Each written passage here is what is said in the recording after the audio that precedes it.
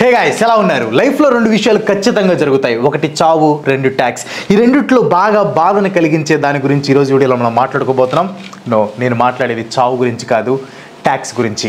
సంపాదిస్తే income tax, అమ్మితే sales tax, ఉత్పత్తి చేస్తే ప్రొడక్షన్ ట్యాక్స్, మార్కెట్ చేస్తే కమర్షియల్ ట్యాక్స్, సినిమాకి వెళ్తే ఎంటర్టైన్మెంట్ ట్యాక్స్, వెహికల్ కొంటే లైఫ్ ట్యాక్స్, దాన్ని రోడ్డు పైకి తీసుకొస్తే రోడ్ ట్యాక్స్, లాంగ్ జర్నీ చేస్తే టోల్ ట్యాక్స్, బండిలో పెట్రోల్ పోస్తే ఫ్యూయల్ సర్చార్జ్ ట్యాక్స్, ఉద్యోగం చేస్తే ప్రొఫెషనల్ ట్యాక్స్, వ్యాపారం చేస్తే ట్రేడ్ ట్యాక్స్, బట్టలు కొంటే వ్యాట్ ట్యాక్స్, ఆస్తి పైన ప్రాపర్టీ ట్యాక్స్, పబ్లిక్ యూరినల్స్కి వెళ్తే స్వచ్ఛ భారత్ ఛార్జ్, ఒక వస్తువు కొంటే ట్యాక్స్, దాన్ని వినియోగిస్తే ట్యాక్స్, దాన్ని రిపేర్ చేపిస్తే ట్యాక్స్, దాన్ని లెక్కల్లో చూపిస్తే ట్యాక్స్, సంపాదించింది ఖర్చు పెడితే ట్యాక్స్, మనిషి పుడితే ట్యాక్స్, మనిషి సంపాదిస్తే ట్యాక్స్, మనిషి సంతోషిస్తే ట్యాక్స్, మనిషి మరణిస్తే tax. Eat, sleep, pay tax, repeat. Present position ఇలా ఉంది. అఫ్ కోర్స్ నేను ఇప్పుడు మిమ్మల్ని ట్యాక్స్ కట్టడం మానేసి గవర్నమెంట్కి ఎదురెళ్ళి తిరుగుబాటు చేయమని చెప్పట్లేదు. నా పాయింట్ ఏంటంటే ఇండియాలో ట్యాక్స్ అందరూ ఒకేలా కడుతున్నారా? ఆ కట్టే ట్యాక్స్కి తగిన బెనిఫిట్స్ లభిస్తున్నాయా? ఎందుకు ట్యాక్స్ అనేది మిడిల్ క్లాస్ వాళ్ళకి ఒక పనిష్మెంట్ అయిపోయింది?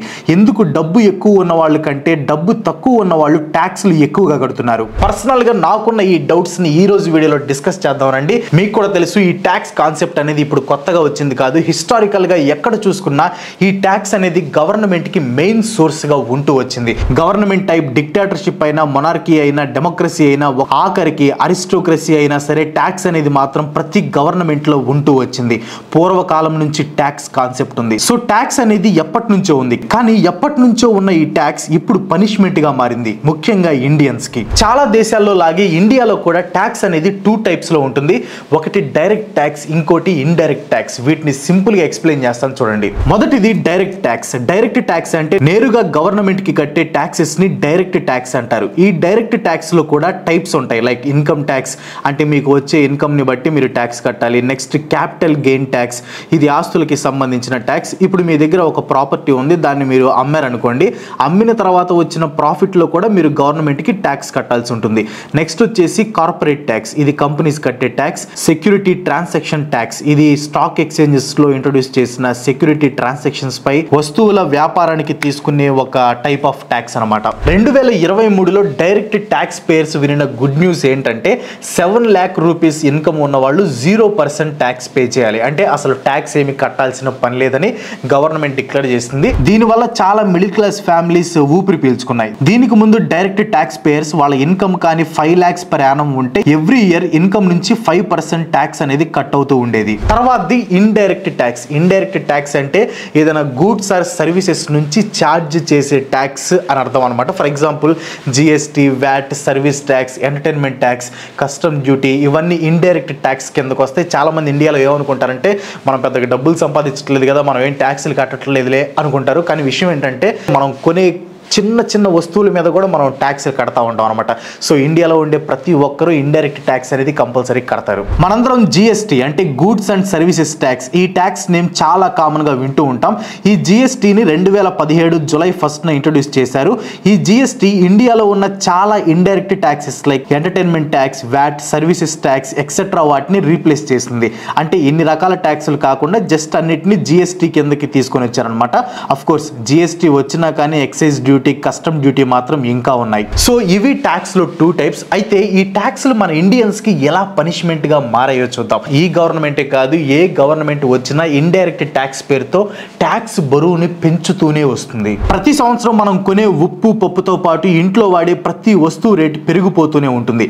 ఫర్ ఎగ్జాంపుల్ ఒక 3-5 years బ్యాక్ మనం కంపేర్ చేసుకుంటే, ఫర్ ఎగ్జాంపుల్ 2019లో ఒక ఇల్లు కట్టడానికి 5 lakhs అయ్యేది అనుకుందాం. కానీ ఇప్పుడు అదే సేమ్ ఇంటిని కట్టడానికి దాదాపు దగ్గరగా 10 to 15 lakhs ఖర్చు అవుతుంది. దీనినే మనం ధరల పెరుగుదల అని అంటూ ఉంటాం. దీన్ని ఇంగ్లీష్ లో ఫ్యాన్సీగా ఇన్ఫ్లేషన్ అని అంటారు. ఈ ఇన్ఫ్లేషన్ అనేది కనిపించని దొంగ లాంటిది. దీని నుంచి తప్పించుకోవడానికి ఒక హానెస్ట్ గా ట్యాక్స్ పే చేసే కామన్ మ్యాన్ యూజ్ చేసే అస్త్రం ఇన్వెస్ట్మెంట్. ఫర్ ఎగ్జాంపుల్ మీరు ఒక జాబ్ చేస్తున్నారు, మార్నింగ్ 9 AM నుంచి ఈవినింగ్ 6 AM వరకు 9 hours కష్టపడి వర్క్ చేసి ప్రమోషన్స్ కొడుతున్నారు. దానితో పాటు శాలరీ కూడా పెరుగుతుంది. కానీ ఎప్పుడైతే రిటైర్ అవుతారో అప్పుడు ఈ ఇన్వెస్ట్మెంట్సే మీకు దిక్కు అవుతాయి. అయితే ఈ దిక్కుని గవర్నమెంట్ దెబ్బ కొట్టింది. 2023లో గవర్నమెంట్ ఇంకొక కొత్త రూల్ ని తీసుకొని వచ్చింది. అదేంటంటే మ్యూచువల్ ఫండ్స్ నుంచి వచ్చే బెనిఫిట్స్ ని తీసేసింది. 2023 April 1st నుంచి ఏవైతే ఫ్రెష్ ఇన్వెస్ట్మెంట్స్ స్టార్ట్ అయ్యాయో వాటి మీద అడ్జస్ట్మెంట్స్ అనేవి రావట్లేదు. ఆ తర్వాత ఫ్యూచర్స్ అండ్ ఆప్షన్స్ మీద STT అంటే సెక్యూరిటీ ట్రాన్సాక్షన్ ట్యాక్స్ కూడా పెంచేశారు. ఈ రెండు విషయాల మీద జనాలు గవర్నమెంట్ ని చాలా క్రిటిసైజ్ చేశారు. 2017కి ముందు long term capital gain tax free ఉండేది. అంటే ఫర్ ఎగ్జాంపుల్ ఒకవేళ స్టాక్స్ లో మ్యూచువల్ ఫండ్స్ లో ఇన్వెస్ట్మెంట్ చేసి ఆ ఇన్వెస్ట్మెంట్ ఒక 1 ఇయర్ లేదా ఆ తర్వాత విత్డ్రా చేసుకున్నా కానీ మీకు ప్రాఫిట్ మీద 0% ట్యాక్స్ పడేది. కానీ తర్వాత గవర్నమెంట్ ఒక కొత్త రూల్ని తీసుకుని వచ్చింది. అదేంటంటే యాజ్ పర్ బడ్జెట్ 2018 ఒకవేళ 1 ఇయర్ లో మీ లాంగ్ టర్మ్ క్యాపిటల్ గెయిన్ అనేది 1 lakh కన్నా ఎక్కువ ఉంటే మీరు కన్ఫామ్ గా ట్యాక్స్ పే చేయాల్సి వస్తుంది అని అనౌన్స్ చేశారు. దీనివల్ల మనకి ఇన్వెస్ట్మెంట్ చేసి సేవ్ చేసుకుందాం అనుకున్న 1-2 దారులు కూడా ఒక్క నైట్ లో మూసుకుపోయాయి. డైరెక్ట్ ట్యాక్స్ ని మనం ప్రోగ్రెసివ్ ట్యాక్స్ అని కూడా అంటాం. ఎందుకంటే మన ఇన్కమ్ పెరిగే కొద్దీ మన ట్యాక్స్ కూడా పెరుగుతూ ఉంటుంది.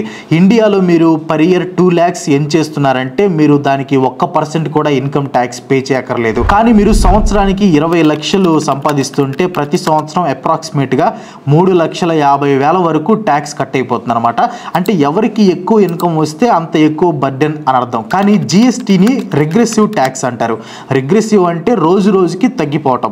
GSTలో ట్యాక్స్ కి ఇన్కమ్ తో సంబంధం ఉండదు. అంటే నువ్వు మనీ సంపాదించకుండా ఉండు, అదంతా అవసరం లేదు. నువ్వు మాత్రం ఏం కొనినా సరే ట్యాక్స్ పే చేయాల్సిందే in the form of GST. For example ఒక నార్మల్ ఎంప్లాయీ బైక్ డ్రైవ్ చేస్తాడు అండ్ ఒక జొమాటో ఆర్ స్విగ్గీ అబ్బాయి లేదంటే ఒక డెలివరీ బాయ్ కూడా బైక్ డ్రైవ్ చేస్తాడు. ఒక ఎంప్లాయీకి బైక్ ఉన్నందుకు 28% GST ఉంటుంది అండ్ ఆ డెలివరీ బాయ్ స్ప్లెండర్ బైక్ కూడా సేమ్ 28% GST ఉంటుంది. ఈ ఎంప్లాయీ సరదా కోసం లేదంటే తన అవసరం కోసం ఆ బైక్ ని యూజ్ చేసి GST పే చేస్తున్నాడు అండ్ తనకి అదంతా పెద్ద బర్డెన్ గా అనిపించదు. కానీ ఆ డెలివరీ బాయ్ కి ఈ GST అనేది కొన్నిసార్లు తన నెల జీతం కూడా అవ్వచ్చు. ఇంకొంచెం డీప్ గా వెళ్తే మనం గవర్నమెంట్ యూజ్ చేసే ట్యాక్స్ సీక్రెట్స్ ఏంటో అర్థం చేసుకోవచ్చు. మీకు నైస్ బ్రదర్ థియరీ తెలుసా? నేను ఎక్స్ప్లెయిన్ చేస్తాను చూడండి. మీరు బాహుబలి మూవీ చూసే ఉంటారు. అందులో అన్న పాపం రూల్స్ అన్ని చక్కగా ఫాలో అవుతూ ఎవరిని ఇబ్బంది పెట్టకుండా చక్కగా అందరి మాటలు వింటూ అందరికీ మంచి చేస్తూ ఉంటాడు. ఇంకో పక్క ఆ తమ్ముడు ఎప్పుడు చూసినా గానీ దొంగదారిలో ఆలోచిస్తూ ఎవరి మాటకి రెస్పెక్ట్ ఇవ్వకుండా ఉంటూ ఉంటాడు. ఇలా ఉన్నప్పుడు ఇస్తే మాహిష్మతి రాజ్యం మొత్తం అన్నకి ఇవ్వాలి లేదంటే ఇద్దరికి సమానంగా ఇవ్వాలి. అలా కాకుండా తమ్ముడికి మొత్తం ఇచ్చేసి అన్నకి ఏమీ ఇవ్వకుండా బర్డెన్ పెట్టేస్తారు. తమ్ముడేమో ఏం చేయకుండా అంత సంపాదించుకొని హ్యాపీగా ఉంటాడు. అన్న అంటే నైస్ బ్రదర్ అందరి మాటలు విని అన్ని రెస్పాన్సిబిలిటీస్ తీసుకున్నందుకు ఇబ్బంది పడుతూ ఉంటాడు. ఇండియాలో కూడా ఇలానే ఎవరైతే నైస్ బ్రదర్లా అన్ని రూల్స్ ఫాలో అవుతూ ఉన్నారో వాళ్ళే ట్యాక్స్ పేయర్స్. ఎప్పుడు వాళ్ళ మీదే ఎక్కువ బర్డెన్ పడుతూ ఉంటుంది. ఇది నేను ఊరికే చెప్పట్లేదు. ఒకసారి ఇండియా బడ్జెట్ కానీ చూసుకుంటే ట్యాక్స్ రెవెన్యూలో 27.45% కార్పొరేట్స్ అంటే కంపెనీస్ నుండి ట్యాక్స్ వస్తుంది ఎవ్రీ ఇయర్. ఇండివిజువల్ ట్యాక్సెస్ చూస్తే 26.78% ఇయర్లీ. కస్టమ్ డ్యూటీ వచ్చేసి 6.9%, ఎక్సైజ్ డ్యూటీ వచ్చేసి 10.52%, సర్వీస్ ట్యాక్స్ వచ్చేసి 0.03%, GST వచ్చేసి 28%. ఫైనల్ గా యూనియన్ టెరిటరీస్ ట్యాక్స్ కలిపితే 0.26%. దీన్ని బట్టి గవర్నమెంట్ ఎక్కడి నుంచి మనీ ఏం చేస్తుంది అని మనకు అర్థమవుతుంది. ఇప్పుడు గత కొన్ని సంవత్సరాల నుంచి డైరెక్ట్ ఇండైరెక్ట్ ట్యాక్సెస్ ని స్ప్లిట్ చేసుకుంటే డైరెక్ట్ ట్యాక్సెస్ కాంట్రిబ్యూషన్ వచ్చేసి 51% ఉంటే ఇండైరెక్ట్ ట్యాక్సెస్ వచ్చేసి 48% మాత్రమే. అంటే ఇండియాలో half of the taxes regressive taxes. India ఇప్పటికీ కూడా ఇండైరెక్ట్ ట్యాక్సెస్ మీద చాలా డిపెండ్ అయి ఉంది. అందుకే ప్రతి సంవత్సరం ప్రైజెస్ పెరుగుతూనే ఉన్నాయి. 2018-19 బడ్జెట్ స్పీచ్ లో ఫినాన్స్ మినిస్టర్ అయిన అరుణ్ జైట్లీ గారు చాలా ఇంపార్టెంట్ స్టాట్స్ యూజ్ చేశారనమాట. అదేంటంటే సాలరీడ్ పర్సన్ 76,306 రూపాయలు ట్యాక్స్ పే చేస్తున్నారు. At the same time business owner or business man 25,753 రూపాయలు ట్యాక్స్ పే చేస్తున్నారు. దీన్ని చూసి మనం అర్థం చేసుకోవాల్సింది ఏంటంటే సాలరీడ్ ఎంప్లాయీస్ మీద ట్యాక్స్ బర్డెన్ ఎక్కువగా ఉంటుంది అండ్ వాళ్ళకి గవర్నమెంట్ నుంచి కూడా ఎలాంటి హెల్ప్ దొరకట్లేదు. ఫర్ ఎగ్జాంపుల్ ఇందాక మనం చెప్పుకున్నట్లే నైస్ బ్రదర్ ఆ ఫ్యామిలీ రెస్పాన్సిబిలిటీ తీసుకుంటే ఆబ్వియస్లీ ఆ నైస్ బ్రదరే ఫ్యామిలీకి స్ట్రెంగ్త్ అనుకోవచ్చు. కానీ ఇవన్నీ చేస్తూ కూడా రిటర్న్ లో నువ్వు ఇంట్లో ఒక కుర్చీలో కూర్చోటానికి కూడా వీలు లేదు అంటే తనకి ఎలా ఉంటుంది? ఇంటి బయట కూర్చొని అన్నం తినాలి, అందరితో కలిసి తినకూడదు అంటే ఎలా ఉంటుంది? ఎలక్ట్రిసిటీ బిల్ ఎక్కువ వస్తుందని చెప్పేసి ఆ నైస్ బ్రదర్ రూమ్ లో ఫ్యాన్ లైట్ యూజ్ చేయొద్దు అంటే తనకి ఎలా ఉంటుంది? సేమ్ ఇండియాలో ఇదే జరుగుతుంది. ఇవాళ ఇండియన్ ట్యాక్స్ పేయర్స్ చాలా ఫ్రస్ట్రేటెడ్ గా ఉన్నారు. ఎందుకంటే ఒక మంచి ట్యాక్స్ పేయర్ అంటే మంచి సిటిజన్ అని అర్థం. అలా ఒక మంచి సిటిజన్ గా ఉండి కూడా కరప్షన్ ని ఫేస్ చేయాల్సి వస్తుంది. గవర్నమెంట్ ఆఫీసర్స్ కి కామన్ ట్యాక్స్ పేయర్స్ పే చేసే ట్యాక్స్ నుండి వాళ్ళకి జీతం వస్తుందని తెలిసి కూడా ఆ ట్యాక్స్ పేయర్స్ ని ఒక ముష్టివాడిలాగా ట్రీట్ చేస్తూ ఉంటారు. ట్యాక్స్ పేయర్స్ ఈ రోజున పోలీసులకి భయపడతారు, కోర్టు అంటే దూరంగా పరిగెత్తారు, మున్సిపల్ కార్పొరేషన్ మీద నమ్మకం వదిలేస్తారు. ఇదే ఇండియాలో పెద్ద ప్రాబ్లం. ఈ ప్రాబ్లం నుంచి తప్పించుకోవడం కోసం చాలా మంది ఇండియా వదిలేసి వేరే కంట్రీస్ కి షిఫ్ట్ అవుదాం అనుకుంటున్నారు. మరి ఒకవేళ వేరే కంట్రీస్ కి వెళ్తే అక్కడ ట్యాక్స్ కట్టాల్సిన అవసరం ఉండదా, లేదంటే ఇండియా ట్యాక్స్ సిచ్యువేషన్ వేరే కంట్రీస్ కన్నా దారుణమా అని మీరు నన్ను అడగొచ్చు. అది కూడా ఇప్పుడు ఎక్స్ప్లెయిన్ చేస్తాను చూడండి. వేరే కంట్రీస్ కన్నా ఇండియాలో దారుణమా అంటే అసలు కాదు. కొన్ని కంట్రీస్లో అయితే ఇండియా కన్నా ఎక్కువ ట్యాక్సెస్ ఉన్నాయి. ఇండియాలో హైయెస్ట్ ట్యాక్స్ వచ్చేసి 30%, అమెరికాలో అయితే 37%, జర్మనీలో 42%, యూకే అండ్ ఫ్రాన్స్లో అయితే 45%, ఆస్ట్రియా, స్వీడన్ అండ్ డెన్మార్క్లో అయితే 55% ఉంది. కంపేర్డ్ టు ఇండియా పైన మెన్షన్ చేసిన కంట్రీస్లో ట్యాక్స్ రేట్ ఎక్కువ. అయినా కానీ ఇండియన్స్ చాలా మంది ఎందుకు వేరే కంట్రీస్కి అండ్ దట్టు ఇందులో మెన్షన్ చేసిన కంట్రీస్కి కూడా ఎందుకు మూవ్ అవుదాం అనుకుంటున్నారు? ఎందుకు అసలు అంత ట్యాక్స్ పే చేస్తారు అని తెలిసి కూడా వెళ్ళటానికి ఇండియన్స్ రెడీగా ఉన్నారు. ఇక్కడ పాయింట్ ఏంటంటే జనాలకి ట్యాక్స్ పే చేయడం వల్ల కంటే ట్యాక్స్ పే చేస్తున్నా కానీ సొసైటీలో ఎటువంటి రిజల్ట్ కనిపించకుండా ఉండటం వల్ల ప్రాబ్లం ఉంది. ఇండియాలో ఇండిపెండెన్స్ వచ్చాక ఒక 50 సంవత్సరాల వరకు సోషలిస్ట్ మైండ్ సెట్ ఉన్న వ్యక్తి రాజ్యపాలన చేశారు. ఇప్పటికీ కూడా ఇండియాలో సోషలిజం అనేది కొంతవరకు ఉంది. అఫ్ కోర్స్ కొంచెం ఇండియన్ స్టైల్ మిక్స్ అయిన సోషలిజం అనుకోండి. ఇండియాలో డైరెక్ట్ ట్యాక్స్ ఎక్కువ. గవర్నమెంట్ ఎవరి దగ్గర తీసుకుంటుందంటే మంత్లీ 50 to 80,000 సంపాదిస్తున్న ఎంప్లాయీస్ నుంచి. ఈ మనీతో విలేజ్ లో government schools or basic schools కట్టిస్తారు. అదే మంత్లీ 1 lakh సంపాదించే మనిషి వాళ్ళ పిల్లల్ని ఎలాంటి సిచ్యువేషన్ లో అయినా గవర్నమెంట్ స్కూల్ కి పంపుతాడా? అస్సలు పంపడు. ప్రైవేట్ స్కూల్లోనే చదివిస్తాడు. ఎందుకంటే ట్యాక్స్ పేమెంట్ కి తగ్గట్టు వస్తువులు ఉండవు కాబట్టి. ఒక ట్యాక్స్ పేయర్ కి ఏం కావాలో అవన్నీ చేయడానికి గవర్నమెంట్ ఎప్పుడు ఫెయిల్ అవుతూనే వస్తుంది. లైక్ గుంతలు లేని roads, corruption free government jobs, చిన్న చిన్న పనులకి లంచాలు టేబుల్ కింద నుంచి ఇవ్వాల్సిన అవసరం పడకుండా ఉండటం and quality and affordable hospitals. ఒక మెడికల్ ఎమర్జెన్సీ వస్తే ఒక హానెస్ట్ ట్యాక్స్ పేయర్ ఆర్ ఒక కామన్ మ్యాన్ ట్యాక్స్ కట్టిన తర్వాత సేవ్ చేసుకున్న మనీ అంతా హాస్పిటల్కి అయిపోతున్నాయి. ఇలా రిజల్ట్ లేకపోవడం వల్లనే ట్యాక్స్ దొంగతనాలు జరుగుతున్నాయి. ట్యాక్స్ ఎగ్గొట్టే మార్గాల్ని వెతుక్కుంటూ ఉంటున్నారు. కొంతమంది ఇల్లీగల్ గా ట్యాక్స్ ఎగ్గొడితే ఇంకొంతమంది లీగల్ గానే ఎగ్గొడుతున్నారు. ట్యాక్స్ ఎగ్గొట్టే పద్ధతుల్ని ట్యాక్స్ లీక్స్ అంటారు. అసలు ట్యాక్స్ లీక్స్ అంటే ఏంటి అని మీరు నన్ను అడగొచ్చు. ఆ పాయింట్కి వస్తున్నా. ట్యాక్స్ లీక్స్ అంటే ట్యాక్స్ దొంగతనం చేయడానికి యూజ్ అయ్యే లూప్ హోల్స్. ఇందులో కొన్ని ట్యాక్స్ లీక్స్ ఇల్లీగల్ అండ్ కొన్ని ట్యాక్స్ లీక్స్ మన కాన్స్టిట్యూషన్ లోనే ఉన్నాయి. బట్ వాటిని కూడా దొంగదారిలో వాడుతూ ఉంటారు. Tax leak number 1. ఇండియాలో ట్యాక్స్ ఎవేషన్ అనేది చాలా కామన్ మాట. కొన్ని బిజినెస్లో డబ్బులు క్యాష్ రూపంలో తీసుకుంటారు. దానివల్ల వాళ్ళు ఇన్కమ్ ట్యాక్స్ కట్టాల్సిన అవసరం ఉండదు అండ్ జిఎస్టీ కూడా కట్టాల్సిన అవసరం ఉండదు. మనం ఆర్టికల్స్ కానీ న్యూస్లు కానీ చూసినట్లయితే ప్రతి సంవత్సరం జిఎస్టీ ఎవేషన్ అనేది డిటెక్ట్ చేయడం జరుగుతూ ఉంటుంది. సింపుల్ గా చెప్పాలంటే జిఎస్టీ పేరుతో జనాల దగ్గర డబ్బులు తీసుకుంటున్నారు కానీ గవర్నమెంట్ కి మాత్రం ట్యాక్స్ కట్టరు చాలా మంది. Tax leak number 2. ఇండియాలో అగ్రికల్చర్ ఇన్కమ్ ట్యాక్స్ ఫ్రీ. అంటే ఫర్ ఎగ్జాంపుల్ మీరు ఒక ఫార్మర్, మీకు చాలా పొలం ఉంది, దాని మీద మీకు చాలా ఎక్కువ ఇన్కమ్ వస్తుంది. Let's say for example crores లో మీకు ప్రాఫిట్ వస్తుంది అనుకున్నాం. ఇండియాలో as per the law agriculture మీద వచ్చిన ఏ ప్రాఫిట్ ఆర్ ఇన్కమ్ కి ట్యాక్స్ పే చేయాల్సిన అవసరం లేదు. దీని వెనుక ఉన్న లాజిక్ ఏంటంటే యాజ్ పర్ టుడే ఇండియాలో 75% ఉన్న ఫార్మర్స్ అంతా పూర్ ఫార్మర్సే.